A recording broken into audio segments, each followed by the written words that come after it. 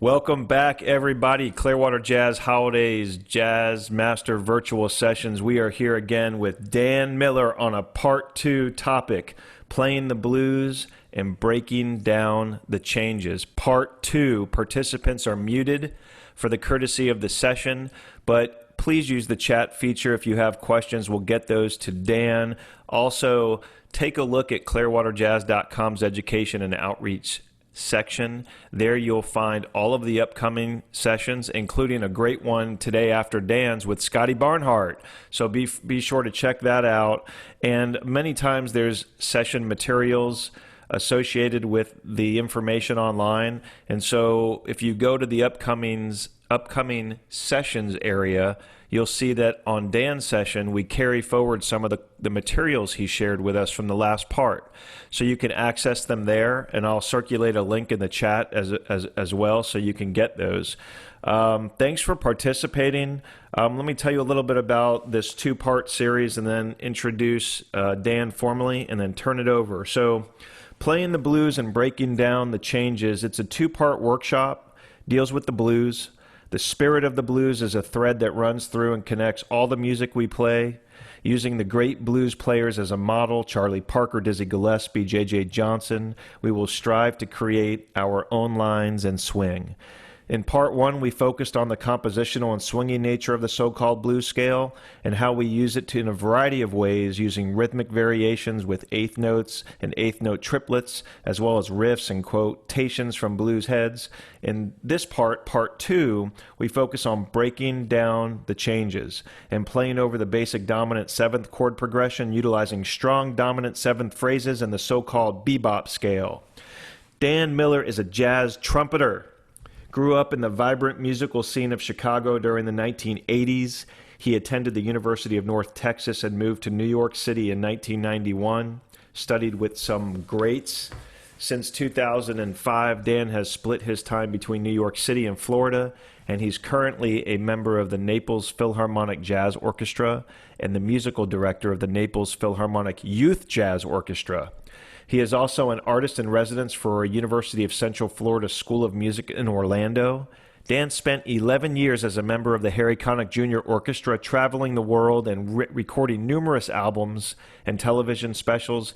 He has toured internationally, recorded with Wynton Marsalis, Maynard Ferguson, Tom Jones, and Woody Herman, and has played with some incredible artists and ensembles, including the Lincoln Jazz Orchestra, the Lionel Hampton Orchestra, the Duke Ellington Orchestra, Curtis Fuller, Branford Marsalis, Randy Brecker, Frank Foster, John Hendricks. Man, I could go on and on and on.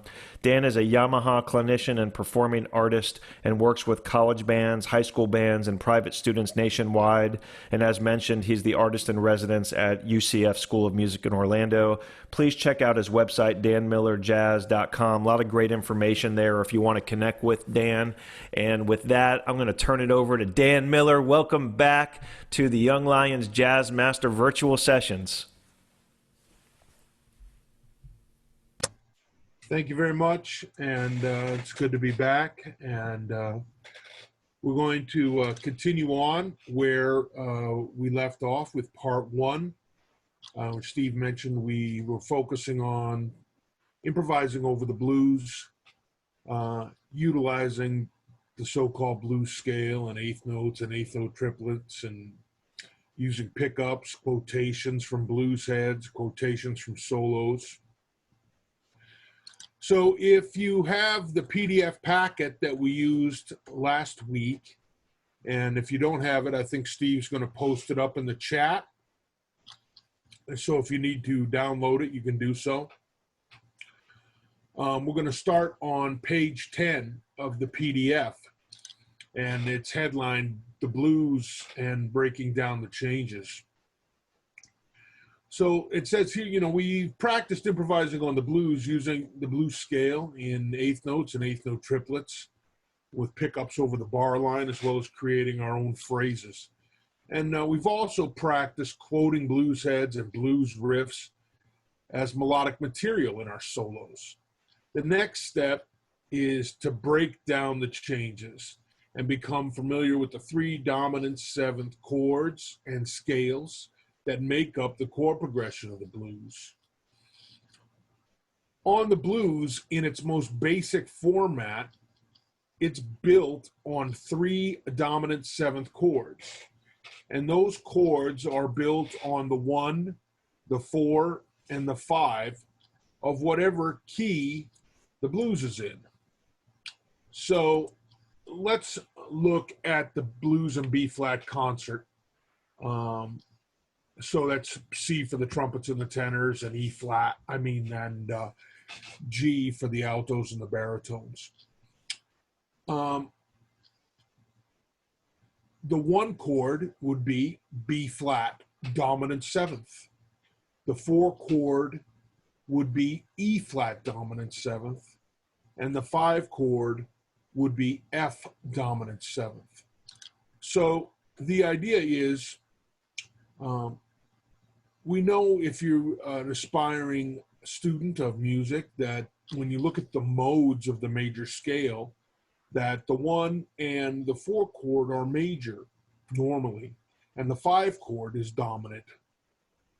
But we are going to arbitrarily make all 4 chords dominant in quality to play the blues. And so what we want to practice is outlining the scales in the chords and move on to riffs and phrases. And it's that a juxtaposition of the sound of the blues or the blues scale and blues riffs and bebop lines or dominant 7th lines, is that juxtaposition of those 2 different things that really gives your improvisations great melodic variety. You know, we look at Dizzy Gillespie, and he would play, say, I mentioned this last week, the solo on Cool Breeze from Dizzy at Newport, where he's either playing blues scale material or playing bebop material, and it's back and forth and back and forth. And this is part of the artistry with which, you know, we bring our ideas together. And we'll talk some more about that as we go forward. So if you look on this example on page 10, we're going to break down the blues following this progression. Now, one of the things that's difficult at first for the young improviser to understand is that the blues progression can change with every chorus, depending on how we want to approach the chord progression. There's a lot of substitutions we can use as we learn more about the blues. In fact, Charlie Parker's got a blues that has 16 different changes over a 12-bar form. But we're just going to use the 3 chords, and we're going to use this progression. And it's a bar of 1, a bar of 4, followed by 2 bars of 1, 2 bars of 4, followed by 2 bars of 1, then a bar of 5, a bar of 4, and then 2 bars of 1.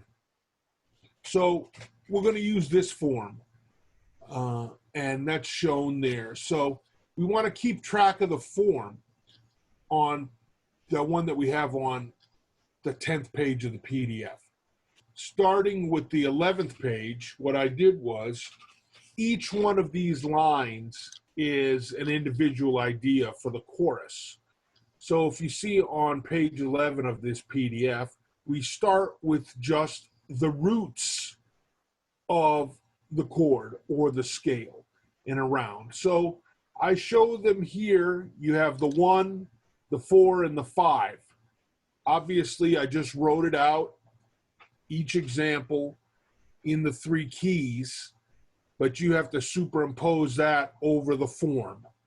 So, and of course, we always like to play with a play along, and I really like that Jamie Aebersold Volume 1, the B-flat blues on there is nice and medium and groovy. So first thing we're going to do is we're going to follow that chord progression with the roots, all whole notes, okay? And the idea is we're trying to dial in and internalize the form, because what happens is a lot of times when you're soloing with the blues scale, you know, you're really getting into it and you're playing with good rhythm and good feel and you're playing a good solo, but you're not really sure where you are in the form.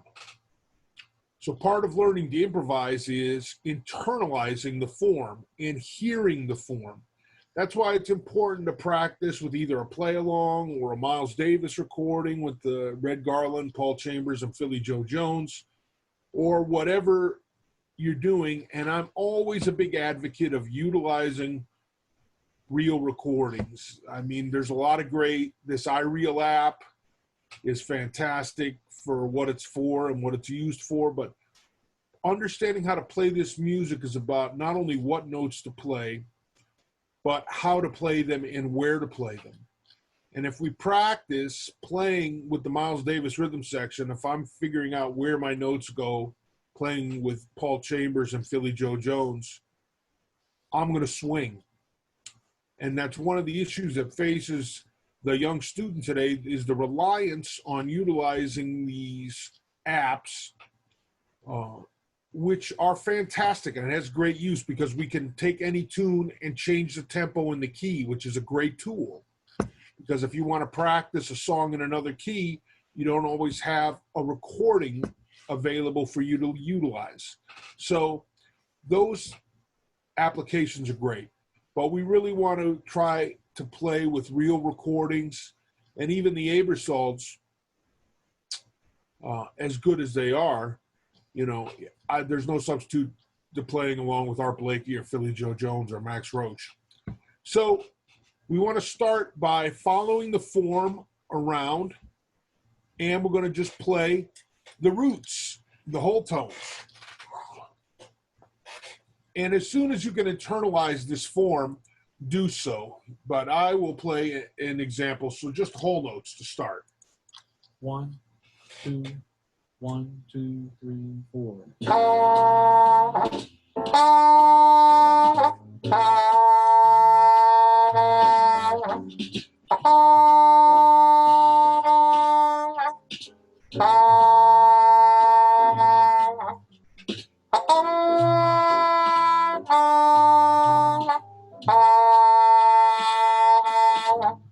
All right.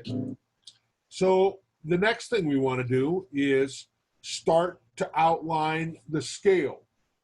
So we have here, my second example is 1, 2, 3 on each scale. Now remember, the chords come from the scales. A lot of times people think it's the other way around, but we have a 7-note scale, and we extract the root, the third, the fifth, and the seventh from that scale to get the attended chord. So we're just going to go 1, 2, 3 up these dominant 7 scales. That's our next. 1, 2, 1, 2, 3, 4.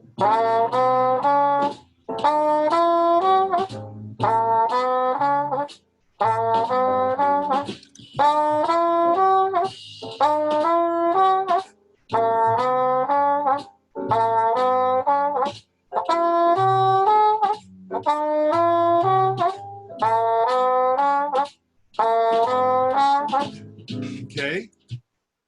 Now our third example is, let's go 1, 2, 3, 4, 5 up the scale. Now we're starting to play eighth notes. So let's swing out.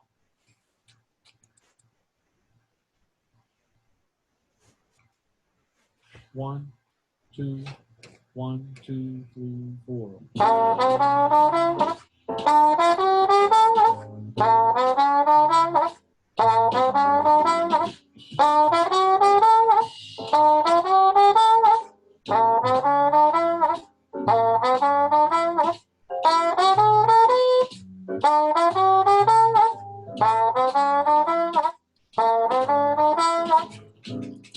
Okay.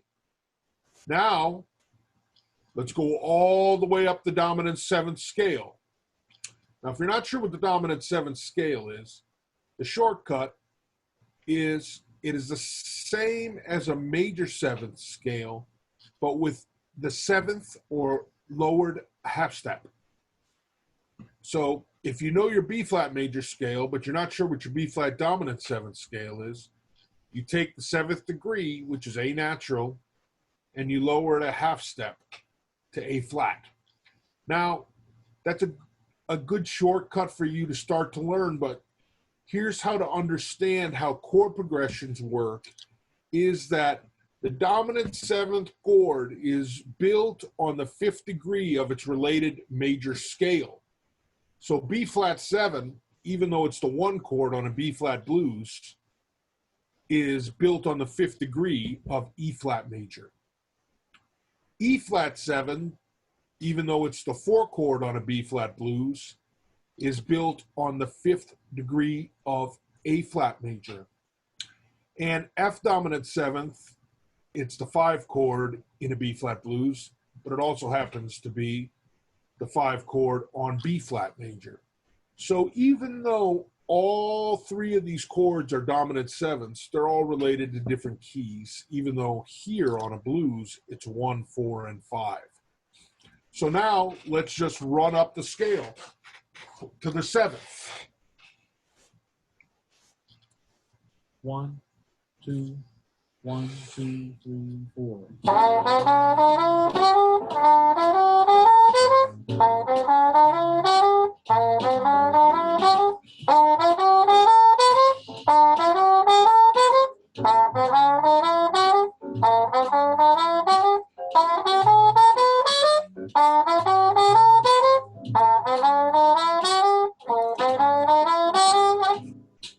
All right, so now we're starting getting used to hearing that sound of the blues and hearing it, the motion of linearly of the scale. So now we want to outline the chords, 1, 3, 5, and 7. Now, remember, the essence and the sound of a chord is exemplified by the root, the third, the fifth, and the seventh, but the two most important notes of any chord are the third and the seventh. And there's a lot of talk about utilizing chords to improvise in chord scale relationships. But what we'll talk about here are some interesting ways to use the shapes as opposed to just outlining, because we know that the music is linear, or our lines are linear or scalar. But there's a lot of shapes that we use over dominant seventh chords that are one bar lengths, just like we're looking at here today. Or say you're playing a tune like Benny Golson's Stablemates that has dominant seventh chords ascending and descending and whole steps and half steps at one bar piece, or John Coltrane's Moment's Notice. You utilize those same type of one bar shapes over a tune as sophisticated as that. So it's really helping us understand the shape. So we're going to ascend the chord 1, 3, 5, and 7. 1, 2, 1, 2, 3, 4.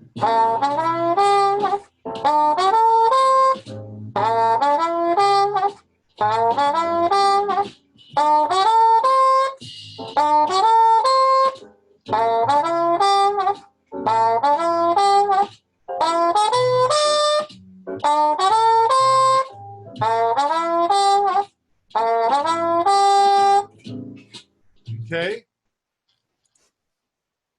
Now, our brain always works great going up, but let's think about going down, but not down from the root, down the chord from 7, 5, 3, 1. So just what you did going up, but let's come down from the seventh. 1, 2, 1, 2, 3, 4.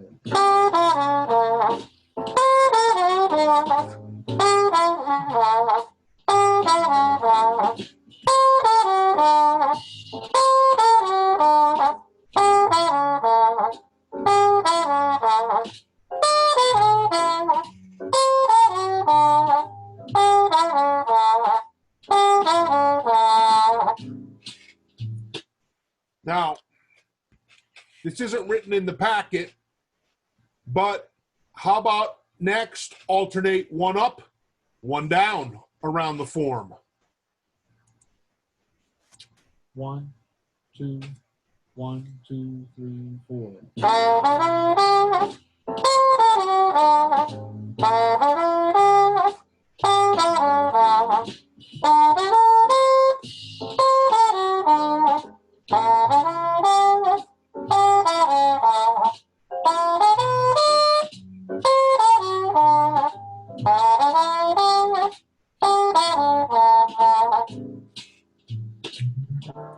So what we're starting to notice is we're getting some voice leading between the 5 and the 4 chord, or the 1 chord going to the 4 chord. It's really important to start hearing the voice leading. So we just did alternating up and down. How about we alternate down and up? 1, 2, 1, 2, 3, 4.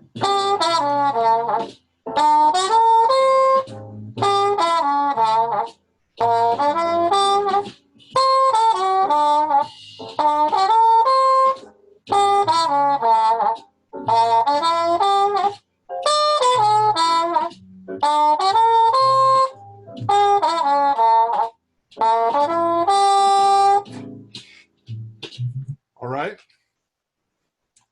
Now, how about if we go down 7, 5, 3, 1, flat 7. So we extend now from the tonic to the flat 7, utilizing that, what we call a blue note or blue note, adding that flat 7 there. 1, 2, 1, 2, 3, 4.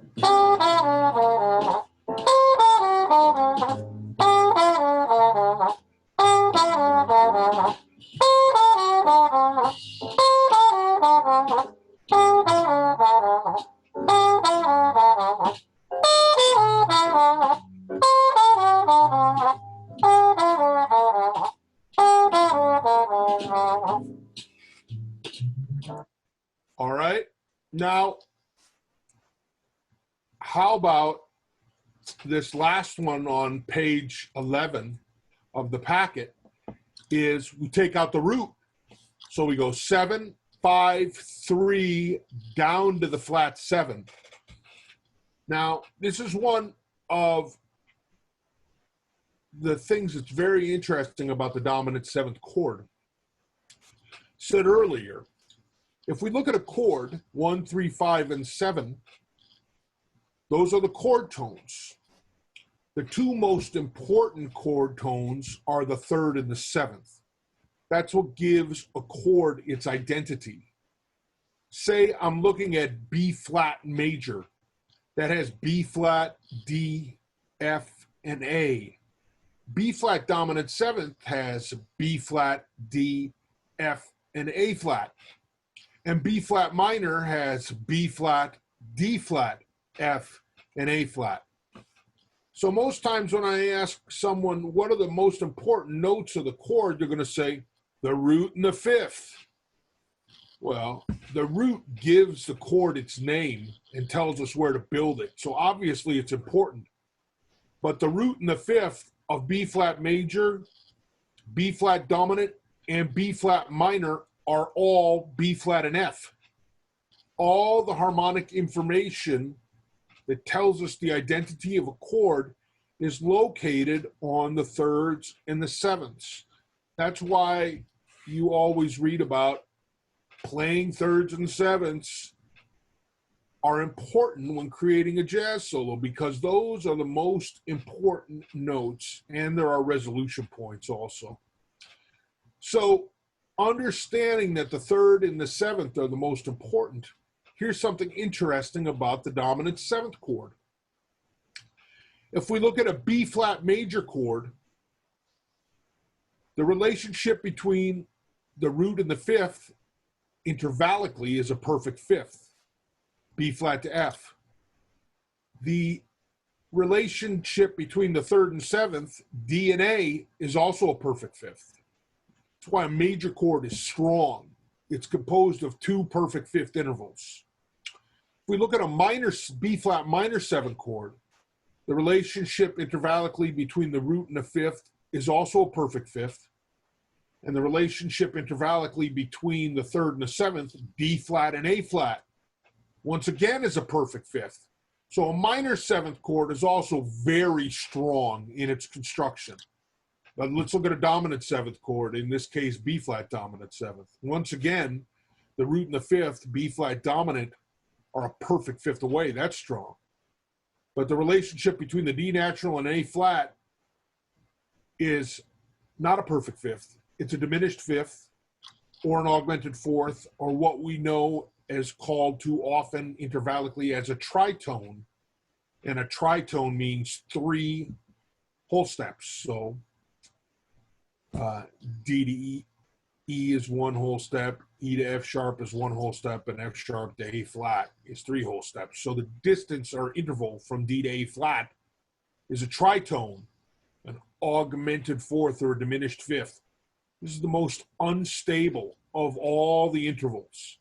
And this is what gives the dominant 7th chord the sound of the blues and the grease, is because that interval between the 3rd and 7th is a tritone, augmented fourth, diminished fifth, and it's a great sound. So we can exploit that in our solos on a dominant 7th chord. It's part of the blues scale too. If we think about the relationship between the root of the B flat blues scale and the sharp 4, that's also a tritone. That's always why it sounds so cool. You know, it's a great sound. It's the sound of Dizzy Gillespie and Charlie Parker and Thelonious Monk. It's the sound of modern jazz, that tritone sound. So we can exploit that relationship on the blues by going from the 3rd to the flat 7. So that's this example at the bottom of page 11. Let's hear what that sounds like. So I'm going down 7, 5, 3, skipping the tonic and going directly down to the flat 7. And you want to try and connect them phrasing wise. You don't want to put a pause in there. 1, 2, 1, 2, 3, 4.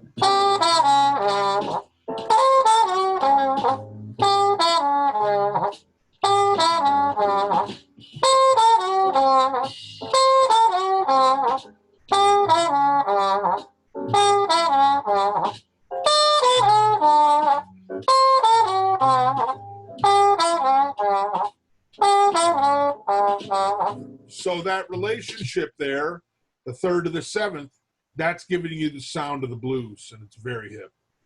All right, let's move on to page 12.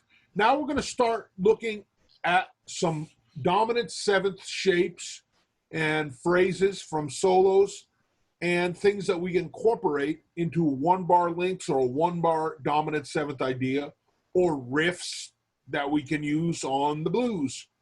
First, we have this 3-1-7. Now, this is, we play that 3rd, also that quarter note marcato, but this is a song by John Coltrane called Some Other Blues.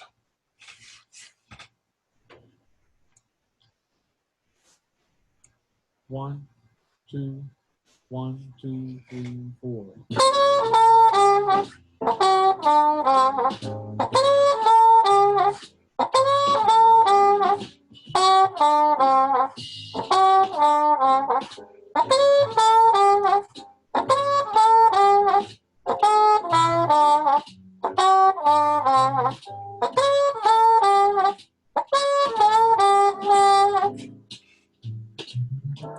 All right.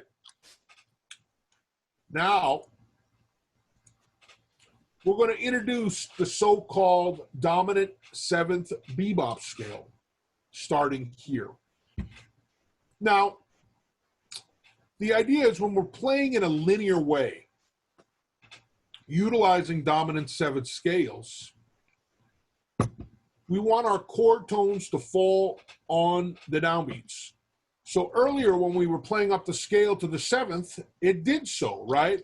1 and 2, 3 and 5 and 7 and 5 and 3 and 1. So if I go up and down B flat dominant 7th to the 7th and back down, all those notes are on chord tones. I mean, are on downbeats, excuse me. All the chord tones are on downbeats.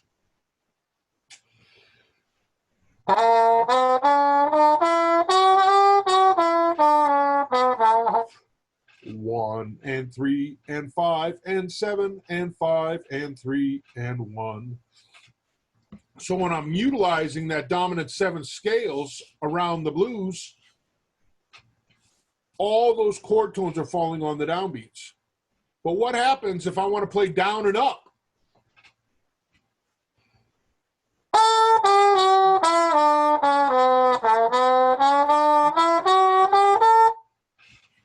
Felt terrible, right? Well, the reason is all the chord tones except my first note were on the upbeats. So in the old days, and when I mean the old days, pre-1939, Charlie Parker time, musicians just used to put chromatic passing tones in their lines wherever they wanted in order to make their lines feel good or come out right and make the chord tones fall on the downbeats. Well, with Charlie Parker, his playing was so chromatic and so revolutionary that the way he approached playing over these dominant 7ths and major scales and minor scales was through a usage of chromatic passing tones. And the most basic one on the dominant 7th chord is putting a chromatic passing tone between the root and the flat 7 in order to allow all the chord tones to fall on the downbeats. And this is what we know as the dominant 7th bebop scale. So you have to remember, even though I'm adding that A natural to the B flat dominant 7th scale, it's not functioning as a major 7th. Let me repeat that. Even though I'm adding an A natural to this B flat dominant 7th scale, it's not functioning as a major 7th. Don't conceive of it that way. Conceive of it as a chromatic placeholder that allows you to put the tonic and the dominant 7th on the downbeat. And we always practice these things in descending form.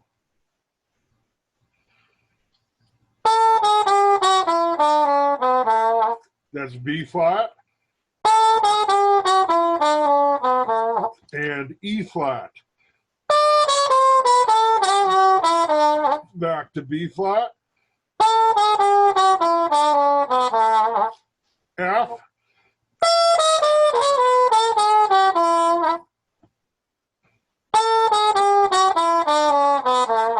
So I'm adding that passing tone that allows me to play these dominant 7 scales in any way I want. As long as I start on a chord tone, I can go up and down in any degree, in any direction, and my ideas will hook up with the chord tones on the downbeat. So say down the scale,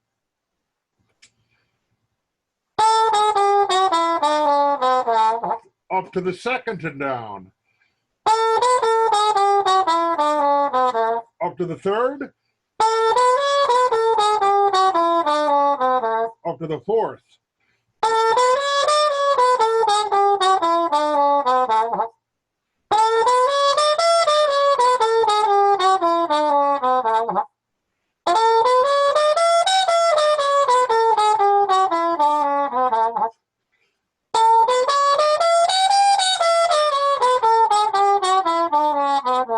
I can start on the 3rd. 3, 4, 3.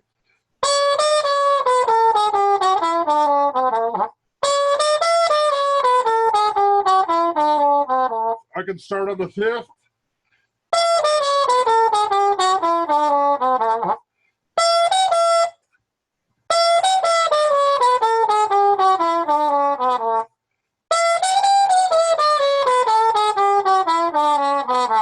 So if I can start on any kind of chord tone, I can go up and down in any direction, and my lines are always going to hook up rhythmically to the ground rhythm. This is the most important thing, and this is one of the things we were talking about last week, is rhythm is the most important thing.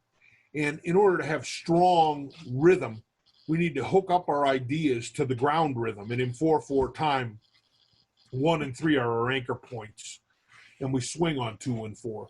So the idea of utilizing this passing tone to create dominant 7th bebop phrases. And I highly recommend a series of books by the late great genius and jazz educator David Baker, How to Play Bebop, volumes 1, 2, and 3, that outlines these concepts. And to me, they are the best books that are written about how to play modern jazz in a linear way, in a chromatic way. I think they're fantastic. So I highly recommend those. So now we're going to utilize this bebop scale in different ways over the blues. So as we just mentioned a minute ago, that relationship from the 3rd and the 7th, because of its tritone, is a great sound. So let's play down the bebop scale from the 3rd to the 7th with the passing tone around the form. 1, 2, 1, 2, 3, 4.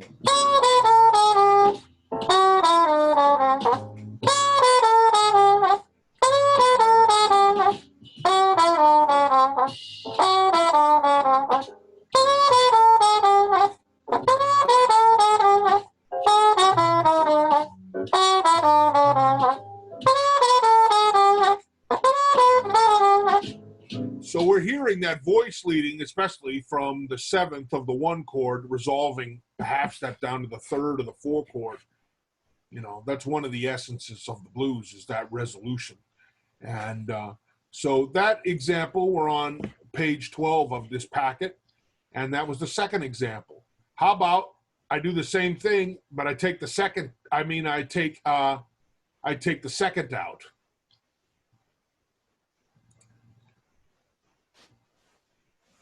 1, 2, 1, 2, 3, 4.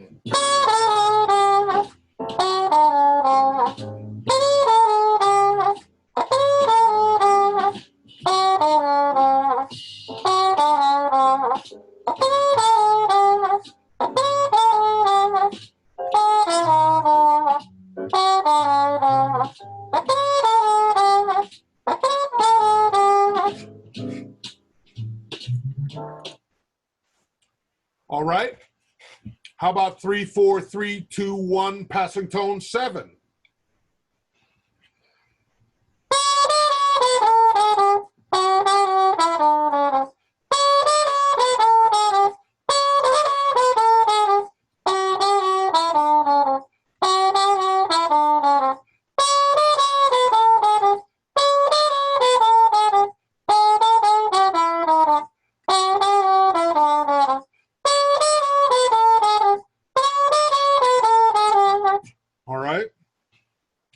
How about now, different style shape? 3, 5, 3, 1, 7, sounding of the blues. I'm just playing the triad with the dominant 7th on there. And you can I kind of phrase this like Kenny Dorham, like bouncing a little bit. It just reminds me of a Kenny Dorham style phrase. Kenny Dorham was a great jazz trumpet player from Texas who played with Charlie Parker and Art Blakey. 1, 2, 1, 2, 3, 4.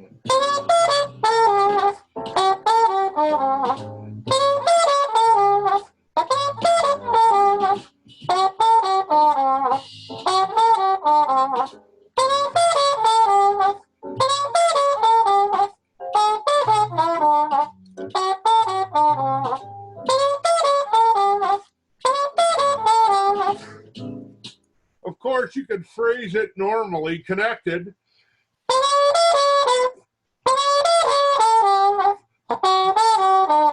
Either way, I just kind of hear that loping phrasing reminding me of Kenny Dorham. You know, this is one of the beautiful things about jazz, and this is why it's so important for us to learn solos by ear off of the recordings or internalize melodies by ear off of the recordings, because it will teach us how to phrase. So we find a player that we admire, whose phrasing we admire, and we want to emulate it. Just like we talked about Clark Terry talking about step one last week, imitate. We internalize not only the notes they play, but how they're being played. And this is why fake books are cool, like if you want to consult them, but especially when it comes to playing ballads, which is the hardest thing we can do as an aspiring jazz musician, is understanding how to phrase a ballad, is by playing along and learning the melodies from the original recordings and emulating the phrasing of someone who we admire. For me, when I was in high school, there was a record, Clifford Brown with strings, all the great ballads. And he plays so many incredible fast filigrees and motions within those beautiful ballads. But I sat there and copied his vibrato, his tone, his articulation on those. And it's the same thing, you know. So for learning how to phrase a bebop melody or any kind of standard, listening to the great phrasers of melody, Louis Armstrong, Lester Young, Charlie Parker, Dizzy Gillespie, J.J. Johnson, Wes Montgomery, Wynton Kelly, Miles Davis. I love Kenny Dorham's phrasing. You know, it goes on, but, you know, you have to find someone and emulate that phrasing. And then what happens is your own personality begins to emerge as an amalgamation of all those influences like we talked about. So how about we take that same Kenny Dorham style shape, 3-5-3-1-7, and add the second and the passing tone, the bebop passing tone. Now, also check out our voice leading. 1, 2, 1, 2, 3, 4.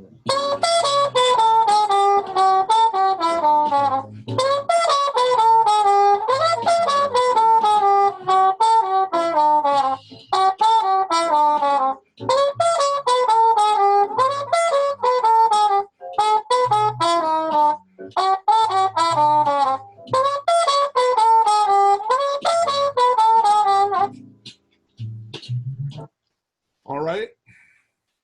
Now, this is one we hear all the time, Bird, Dizzy. 5-3-1-7. This is the sound of the blues like crazy. 1, 2, 1, 2, 3, 4.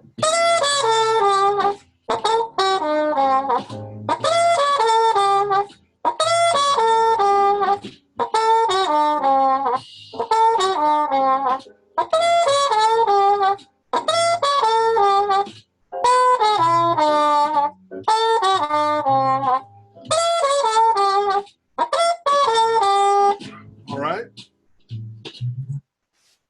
How about if we add the passing tone now in between the tonic and the flat 7?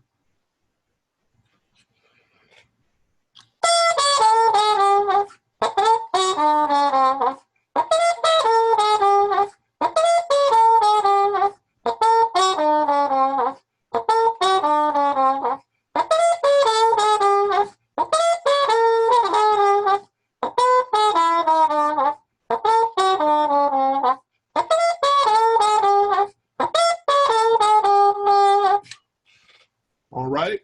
Now let's move on to page 13 of this packet. Now we're going to start thinking about utilizing the sixth. Now the sixth is a really hip note. You know, it's not part of the so-called blues scale, but when we listen to Louis Armstrong, Lester Young, Charlie Parker, the great blues players, that sixth is a big part of the sound.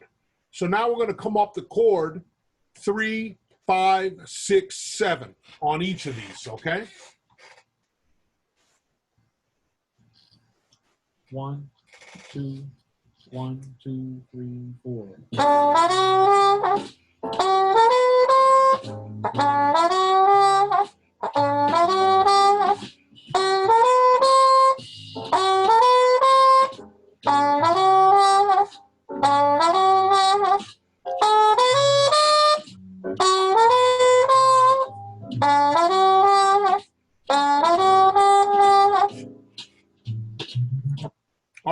didn't write this in there, but how about if you make a note to yourself, how about put a chromatic leading tone to the third in each of those cases? So let's play the same thing, but you're going to put a chromatic leading tone to the third.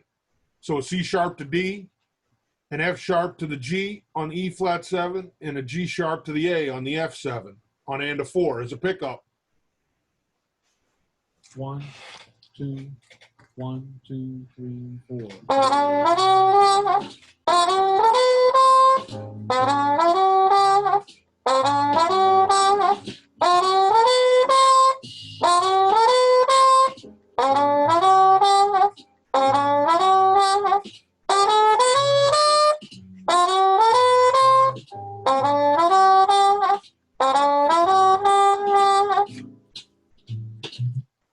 All right.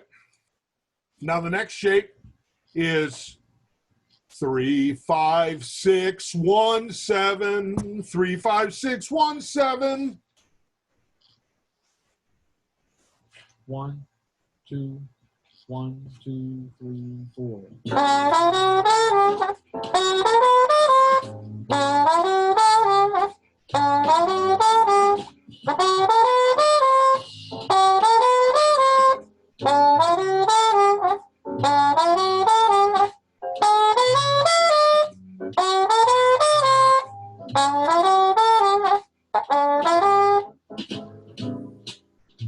All right, how about we do the same thing, but now we put the leading tone in there again. Leading tone to the 3, 5, 6, 1, 7. 1, 2, 1, 2, 3, 4.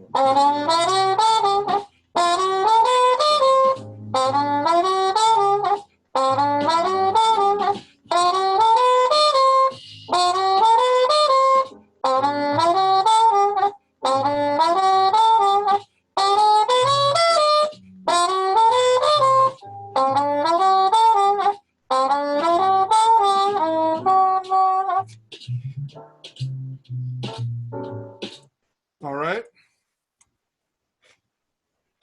Now, just like the bassy band on some of those backgrounds, let's start using some triplets. So let's take those same shapes that we just used, 3, 5, 6, 7. But let's play a triplet with a chromatic leading tone on and a 1.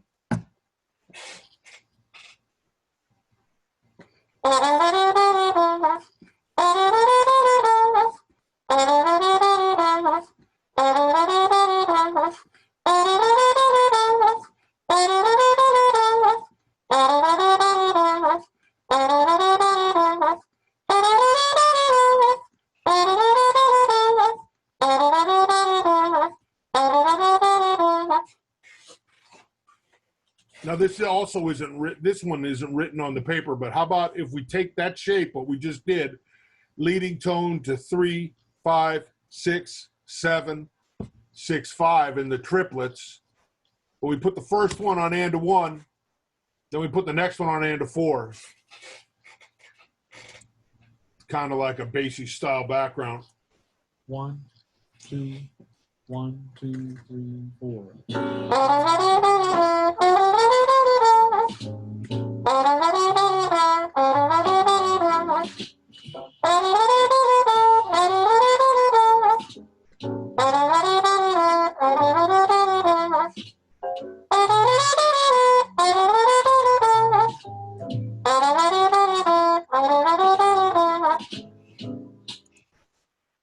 All right, now let's use the variation on the second one. Leading tone to 3, 5, 6, 1, 7.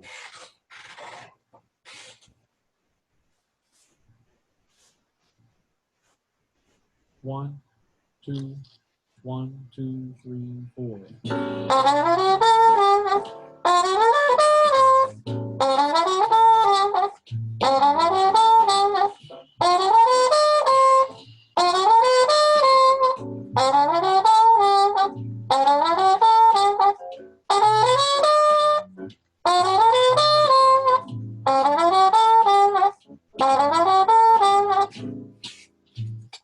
All right, now let's play that same rhythmic variation, and a 1, then and a 4. 1, 2, 1, 2, 3, 4.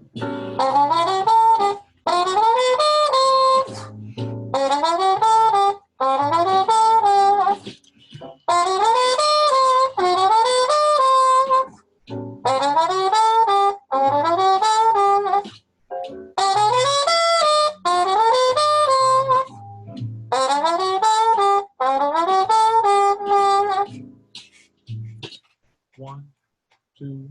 Whoops. All right, this next one is kind of based off of a tune by Thelonious Monk. I think this is called Blue Boulevard Blues or something like that. It's on that Live at the It Club, Monk with Charlie Rouse. Anyway, it takes this slick Monk style riff that you can play on the blues. So it's basically leading tone 3-5, leading tone 3-5, and then it exploits that 3 down to the flat 7.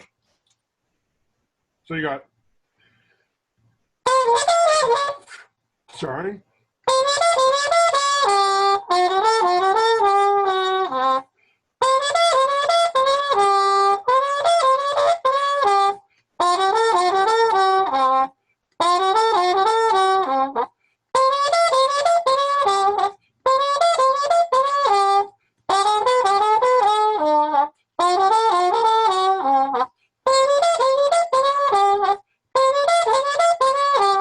And you can do it the other way. Go up tonic flat 7.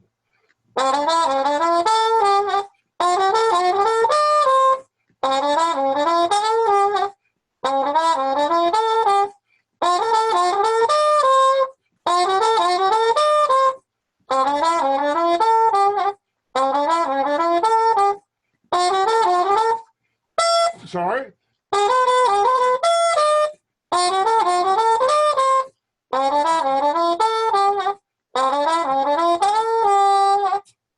Those are those Monk style riffs. Now, one other thing, here's something slick. Anytime we listen to Bird, anytime he reaches the root, oftentimes he'll go 1, 5, 6, 7. So we can play root 5, 6, 7, root 5, 6, 7 around the form. So many times he'll do this off of, say, like on Buzzy.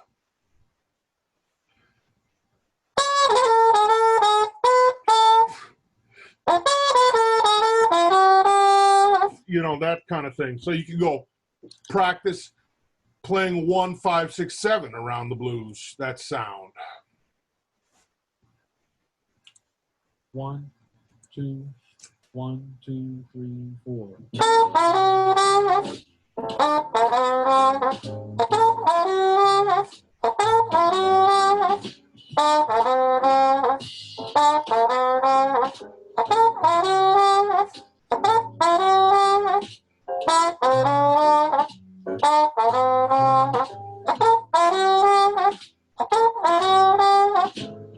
And what we discover is Bird does the same thing also from the 3rd degree. So anytime he reaches, he can go 3, 5, 6, 7. Same thing here.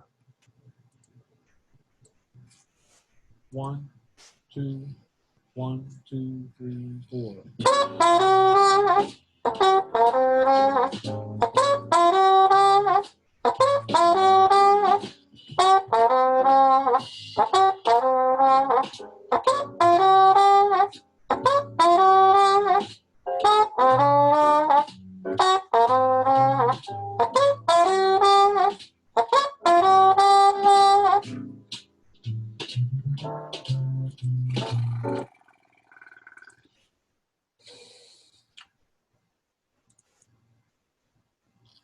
So we've gone through and we've practiced outlining our phrases. So here's what we do now is you can say to yourself, all right, I'm going to play 4 bars of blues, and then 4 bars of these dominant 7th phrases. Get them under your fingers. And, you know, at first you could play that same riff shape, you know, over the same 4-bar section until you're comfortable. And then you can start utilizing them in your own way. So say, take that first one, that Coltrane, Some Other Blues, 3-1-7. And then I'm just going to use the blues scale on the middle section. And then I'll put that back over the last 4 bars. And I just rotate and play a couple of choruses that way. So you get comfortable utilizing those shapes. So say 1, 2, 1, 2, 3, 4.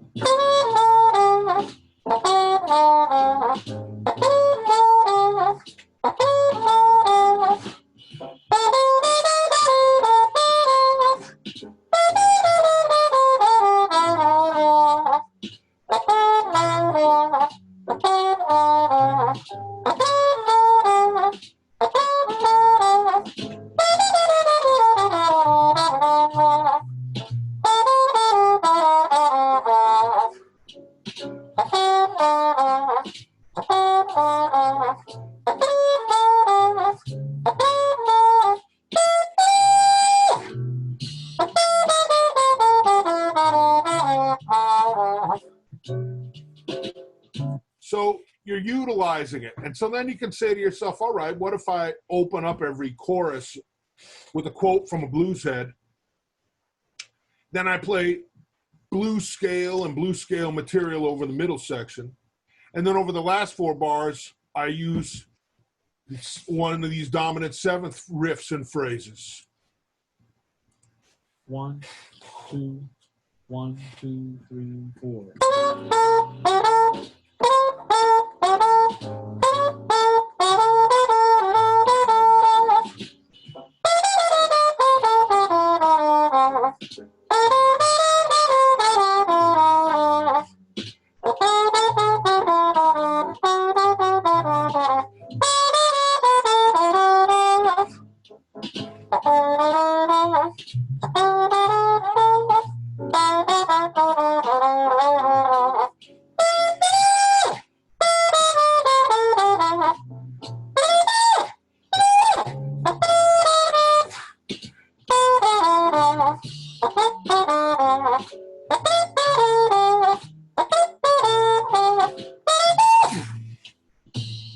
So I'm trying to utilize all these different techniques in order to build a solo, because you've heard everyone that talks about it, it talks about jazz music is a language. We need to listen to it to inspire us, but to find out how to swing, where to put the notes. And by learning the solos and the melodies of these great masters, we're able to internalize not only what notes they play, but how they play them, and then bring that into our own playing. So I can quote freely from blues heads. I can quote freely from improvised solos of the players I admire. I have usage of the blues scale in 8th notes and 8th note triplets, and then starting to outline different dominant 7th shapes and dominant 7th riffs, and utilizing the beginnings of the bebop scale in my improvisations. So remember the advice of the great master Clark Terry. Step 1, imitate. Step 2, assimilate. And step 3, innovate. We imitate, we learn the solos, we learn the phrasing, we learn the articulation, all that we emulate and imitate it and get it into our playing, so we understand how to play the notes, not just what notes to play, but where to put them. Step 2, assimilate that information. So when I'm playing a solo, I just get it under my fingers and use it. You know, I can play you recordings of Charlie Parker playing Lester Young's solo on Lady Be Good to Lester Young on the stage at Jazz at the Philharmonic, because he learned it and it was part of who made Charlie Parker who he was, the music of Lester Young. And out of respect, not only did he utilize it all the time, but it's one of the most beautiful moments in the history of this music, you know. Here is Lester Young on stage, the greatest of all, and there's Charlie Parker, who is next in the lineage, who is the greatest improviser of the 20th century, along with Louis Armstrong, standing there playing this solo that he learned from when he was a young man from that famous Count Basie recording from 1936. It's how this music is learned, and it's eternal, because you can easily learn that same Lester Young solo. You know, a lot of times people want to go to the end product and study the modern masters, but I think that what you'll find is finding out who they were into and trying to follow that same path. What was the path of Sonny Rollins? What was the path of John Coltrane? It's no different than asking, well, what is the current path of, say, Michael Brecker from the 80s, or Steve Grossman, or the current players of today, say Mark Turner, or Theodorus Avery, or Eric Alexander. Studying the path that they took will help us find our own way. And that's what's most important, is finding your own way and utilizing this music as an inspiration. And there's no substitute for playing every day. You have to get it on your face, and you got to shed. And the more time you put into it, the more benefits and rewards we'll reap from it. So did anybody have any questions? What a great session, Dan. Thanks so much. I'm looking in the chat feature. I'm going to give some people a chance now to ask any questions they would like using the chat feature to offer some closing remarks. I'll say before that, though, it's so fun getting a chance to watch your spirit and enthusiasm to educate and inspire. It's just such a great thing to have you part of these. Thank you so much for doing this, Dan. Well, it's my pleasure, and having you and Frank ask me, and having Frank ask me to be part of here, I'm honored to be part of it, you know, and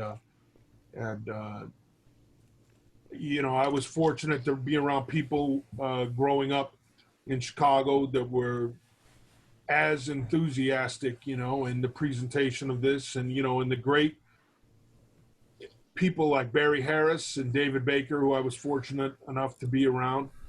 How they deliver this message with enthusiasm and love for this music. Barry Harris is 90 years old, and he was at UCF 2 years ago working with our students, and he was as electric as always, you know. So it's my pleasure, you know, and it's just what we do, you know. We want the young people who love this music as much as we love it to find a pathway to learning how to practice. That's the hardest thing. How do we practice? What do I practice? Well, there's a lot of pathways, but getting help along the way and understanding some of the shortcuts that help us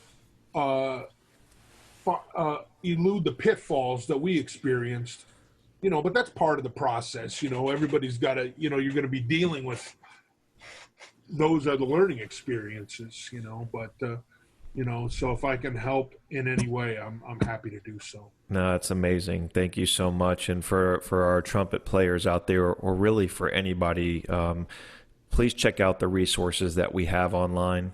After these live sessions, you can watch the full video recordings in short time, organized and archived in our studio, accessible from our education and outreach page, or you can listen to them on our Young Lions Jazz Master Virtual Sessions podcast, wherever you stream, on all the major platforms, all free, and all brought to you by the Clearwater Jazz Holiday Foundation and its many partners. The sponsor of the studio resource is Blue Water Wealth Management at Steward Partners, and the sponsor of the podcast is Marine Max Clearwater. We thank our great education partner, Frank Williams, for being part of all that we do.